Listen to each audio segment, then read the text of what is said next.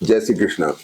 सिंह राशि और सिंह लग्न के लिए वाकई बहुत अच्छा वक्त है। राहु केतु केंद्र में चल रहे हैं जो आपको एक्टिव बनाए हुए हैं। आपको मतलब आपके चार्ट को एक्टिव बना रहे हैं। आप एक्टिव हैं, कामकाज हो रहे हैं, उसमें हल चल रहे हैं। अच्छे बुरे जो परिणाम है वो आपकी मूल जन्म पत्री पे आएंगे।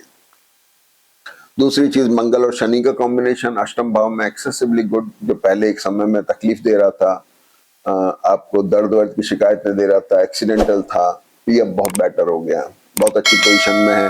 और सबसे बड़ी चीज तो ये है कि योग कारक मंगल आपके वर्गोत्तम में है। ये एक सबसे बड़ा इफेक्ट है इस चीज का। तो मंगल आपका योग कारक वर्गोत्तम में, अष्टम भाव में शनि के साथ है। इंडोमिटेबल हॉरोस्कोप बनती है। इसको ऐसे कोई आम आदमी इसको दबा नहीं सकता। बहुत स्ट्रॉन्ग कॉम्बिनेशन ऐसा होता है, लेकिन ये डिपेंड करेगा आपकी मूल जन्म पत्री पर कि ग्रहों की पोजीशन कैसी है। राहु सूर्य आपको रिकॉग्निशन दे रहे हैं और शुक्र आपके अपने प्रोफेशन को संभाले हुए हैं। गुरु और सूर्य जो mainly corporate sector, government sector या जो लोग बिजनेस करते हैं गवर्नमेंट कॉर्पोरेट सेक्टर के साथ, उनके लिए बहुत अच्छा वक्त है। बुध सूर्य भरणी नक्षत्र में है तो धन की आवक में थोड़ा अनिश्चितता ला रही है। प्रोफेशनल पार्ट पे भी थोड़ा सा पॉसिबिलिटी कि आपको थोड़ा अनिश्चितता सी फील हो, लेकिन अमूमन थोड़ा सा वक्त ठीक है। मंगल शनि विदेश से संबंध बता रहे हैं। विदेश में जो लोगों के काम है, जो आते जाते रहते हैं, ट्रैवल करते हैं, नौकरी व्यापार करते हैं, उनके लिए बहुत अच्छा वक्त है। एसेट गेन का टाइम है। एसेट में रिशफल होना, गेन होना, ये सारी चीजें आ रही है। तो कुल मिला के चार्ट प्रथम दृष्टा बहुत अच्छी पोजीशन पे है। अब आगे बात करें तो जैसे ही वीक की शुरुआत हुई तो चंद्रमा कुंभ राशि में, कुंभ के चंद्रमा आपको एक्टिव बना रहे हैं। एक्टिव क्यों बना रहे हैं? 12th हाउस एक्टिव हो गया, इसका मतलब चल पड़ी नाव अपनी। जब एक्टिविटी बढ़ती है तो एनर्जी ड्रेन आउट होती है, तभी एक्टिविटी बढ़ती है। अगर एनर्जी ड्रेन आउट नहीं होगी, पेट्रोल खर्च नहीं होगा, तो गाड़ी बढ़ेगी कैसे? इसी तरह से किसी भी प्रकार की एनर्जी अगर ड्रेन आउट होती है तो इसका मतलब उसमें हलचल है, वो चीज हो रही है, कुछ डेवलपमेंट आ रहे हैं। डेवलपमेंट अच्छे आ रहे हैं। चंद्रमा राहु के साथ में है और कुछ एक्सपेंसेस, कुछ ट्रैवल इसको लेकर के होंगे। मैरिटल और बिजनेस रिलेशनशिप में थोड़ा सा हल्का स्ट्रेस या उनके साथ डिटैचमेंट होना पॉसिबल है। आप बिजनेस करते हैं तो थोड़ा केयरफुल रहें। इसके बाद में सबसे बड़ी चीज ये होती है कि 11 तारीख को हम चर्चा कर रहे हैं। 11, 14 और 15 तारीख की मेन चर्चा करेंगे। तो 11 तारीख को सबसे पहले जो मंगल 7 से 11 तारीख में मीन राशि में वर्गोत्तम में थे, ये मंगल बदल के अब यहाँ आ जाते हैं और यहाँ भी वर्गोत्तम में है। तो भाग्येश अपने ही स्थान पर आ गए। सबसे बड़ी चीज क्या हो गई? भाग्येश अपने स्थान पे आए तो सूर्य को बल दिया। सूर्य आपके लग्न के कारक हैं। बुध को दिया, धन की आवक हो रही है, एग्रेशन आ रहा है, पैसा आ रहा है। आप थोड़े एग्रेसिव हैं तो थोड़ा ध्यान रखने की जरूरत है, भाई बोलने में गड़बड़ ना हो, किसी के साथ कोई ऐसा व्यवहार ना हो जाए, इसके लिए थोड़ा सा केयरफुल रहने की जरूरत है। और केतु जो दृष्ट होके आपको रिकॉग्निशन दे रहे हैं, आपको इम्पोर्टेंट बना रहे हैं। सबसे बड़ी चीज, गुरु और शनि जो 5th हाउस को, जो विद्या बुद्धि और संतान का कारक है, इसको इम्पोर्टेंट बना रहे हैं। तो यानी बच्चे जो आपके बाहर जाने वाले हैं, बाहर पढ़ने के लिए जाना चाह रहे हैं, जो बच्चे पढ़ने वाले हैं, उनकी पढ़ाई के लिए बहुत अच्छा कॉम्बिनेशन। पिछले 1 साल से इतना अच्छा कॉम्बिनेशन चल रहा है कि जून तक चलेगा। और आपके बच्चे अगर हैं, उनको सफलता मिलती लग रही है, उनके सेटलमेंट देख रहे हैं, चाहे शादी ब्याह हो, नौकरी हो, एजुकेशन हो, अच्छे एडमिशन होने हो, उन सब में सफलता दिखाई दे रही है। ये बहुत अच्छा कॉम्बिनेशन हो गया। आप अगर मानसिक काम करते हैं, चार्टर्ड अकाउंटेंट, डॉक्टर, इंजीनियर या आर्किटेक्ट या फाइनेंस का काम करते हैं, बैंक का काम करने वाले, इन सब लोगों के लिए बहुत अच्छा वक्त चल रहा है। अगली बात ये हुई कि जैसे ही मंगल यहाँ से शिफ्ट हो गए, लेकिन मंगल यहाँ ध्यान रखने की बात है कि केतु के नक्षत्र में, उसमें क्या हुआ कि ये चतुर्थ पे दृष्ट हुए, कमर का दर्द हो सकता है, थोड़ा सा गैस्ट्रिक पेन की वजह से आप परेशान हो सकते हैं। जब तक कि मंगल यहाँ पर है, नक्षत्र इनका रहता है, तब तक थोड़ा ध्यान रखना है। ट्रैवल होना, एक्सपेंडिचर होना, पेरेंट्स की हेल्थ का थोड़ा ध्यान रखना है, ये सारी चीजें हो सकती है। इनके लिए आप थोड़ा केयरफुल रहें। अगली बात ये हो गई कि 11 तारीख को चंद्रमा कुंभ राशि में वर्गोत्तम में है। ये 11 तारीख को चंद्रमा यहाँ पर है, तो 11 तारीख को आप इस्तेमाल कर सकते हैं। दिन में करीब 1:15 बजे से शाम को 7:30 बजे तक का टाइम है, जिसको नई मीटिंग्स में, अच्छे टाई अप्स में, बिजनेस मीटिंग्स में या अच्छी शुरुआत करने में, मुहूर्त टाइप बहुत अच्छा वक्त है जिसे आप यूज कर सकते हैं। दूसरी बात यह है कि 11 तारीख को शुक्र कन्या नवांश में आ गए। अब कन्या नवांश में आने से बुध सूर्य के जो नक्षत्र भरणी नक्षत्र ये भी, और ये दशम शुक्र, ये सभी कुछ थोड़ा वीक हो गया, टाइम बिंग, ज्यादा नहीं। तो शुक्र के कन्या नवांश में आने से फर्क पड़ा, तो थोड़ा प्रोफेशनल पार्ट पे थोड़ी आपको एक हल्का सा थोड़ा प्रेशर मान लीजिए, थोड़ा सा हल्का अनकंफर्ट थोड़ा फील हो सकता है, बाकी ठीक है। अब चंद्रमा जो है चंद्रमा जो है, अब अगली बात क्या है कि सूर्य भरणी से कृतिका में आ रहे हैं 11 तारीख को ही। तो 11 तारीख को कई घटना हो गई, चंद्रमा वर्गोत्तम में, मंगल बदल गए, शुक्र नीच नवांश में, और सूर्य भरणी से कृतिका नक्षत्र में।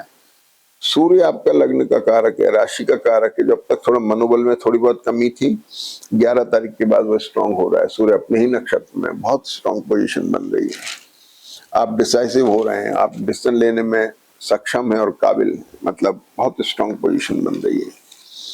इसके बाद में 12 तारीख को चंद्रमा मीन राशि में आ जाते हैं। अब चंद्रमा यहाँ पर आ गए, चंद्रमा यहाँ से शिफ्ट होके इधर आ गए, तो यहाँ पे चंद्रमा शनि के साथ रिडिफाइनिंग मोड बनाते हैं, एसेट को लेकर के, लोकेशन को लेकर के, मैरिटल और बिजनेस रिलेशनशिप के ऊपर सोच रहे हैं, अपने जो लाइबिलिटीज है उनको लेकर के सोच रहे हैं, डिसीजेज अगर कोई है, जैसे किसी लीवर की प्रॉब्लम है, ध्यान रखें लीवर की प्रॉब्लम यहाँ पर थोड़ी बढ़ सकती है, या लोअर एब्डोमेन में किसी को तकलीफ रहती है, उसका थोड़ा सा ध्यान रखें। ऐसे करके चीजें बन रही हैं। तो चंद्रमा रिडिफाइनिंग मोड में आ गए, एक्सपेंडिचर्स, आपके एक्सपेंसेस, इनको लेकर के थोड़ा आप कंसर्न हैं, चिंतित हैं, ये चीजें आ गई। और इसके बाद में बुध 13 तारीख को भरणी से कृतिका में आ गए। देखिए 11 को तो सूर्य कृतिका में आए हैं, यहाँ बुध भी कृतिका में आ गए। तो 13 तारीख को जो बुध चल रहे थे, 7 तारीख से अनस्टेबल थे, जो फाइनेंशियल पार्ट आपका थोड़ा वीक था, थोड़ा सा अनस्टेबल था, कभी पैसा आ रहा है कभी नहीं आ रहा है, तो थोड़ा विम्सिकल माइंडसेट, वो सब अब स्ट्रांग हो जाएगा। 13 तारीख के बाद से ये चीजें बहुत अच्छी हो रही हैं।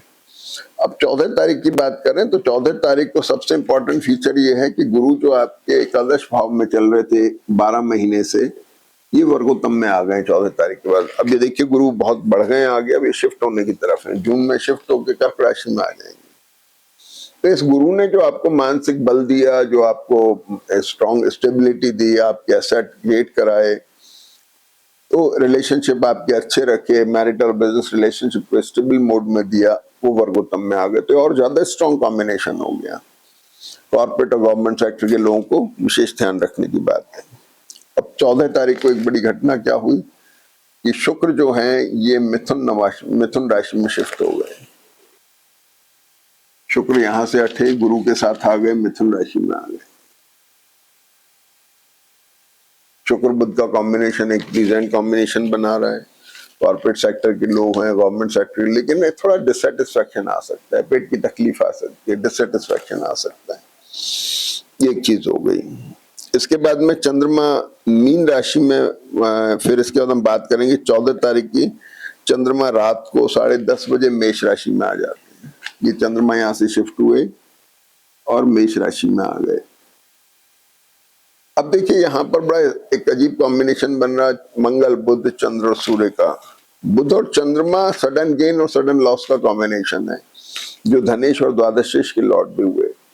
उतार चढ़ाव के काम करने वाले लोग, शेयर मार्केट या गोल्ड सिल्वर का काम करने वाले लोगों को थोड़ा ध्यान रखने की जरूरत है, एहतियात करके थोड़ा सा काम करें, थोड़ा बहुत केयरफुल रहें। और आपको कफ कोल्ड टूथ प्रॉब्लम इस तरह की परेशानी थोड़ी हो सकती है। मंगल यहाँ पर एसिडिक है, थोड़ा सा इसका ध्यान रखें, ये सारी चीजें आ रही हैं। इसके बाद में आप देखेंगे कि 15 तारीख को बुध वृषभ राशि में आते हैं, मेष राशि में चंद्रमा बदल गए, ये बुध यहां से हटके यहां पर आ गए। अब ये एक बड़ा इंपॉर्टेंट कॉम्बिनेशन बना है, ये कॉम्बिनेशन बन गया और अगले वीक तक ये कॉम्बिनेशन इसे गवर्न करेगा, जो आपके प्रोफेशनल पार्ट के लिए, पैसे की आवक के लिए, प्रोफेशनल चेंज के लिए बहुत इंपॉर्टेंट है। बुध यहाँ शुक्र के साथ हैं, गुरु के साथ में बहुत अच्छा कॉम्बिनेशन है, प्रोफेशनल चेंज की पोजीशन बनती दिखाई दे रही है। यहाँ पर मंगल चंद्र सूर्य रह गए, लेकिन प्लीजेंट है, बहुत बढ़िया कॉम्बिनेशन है। अगली बात ये हो गई कि सूर्य भी 15 तारीख को वृषभ राशि में आ गए। देखिए 15 तारीख बड़ी इंपॉर्टेंट है। यहाँ देखेंगे मैंने लिखा हुआ है सूर्य वृषभ राशि में आ गए।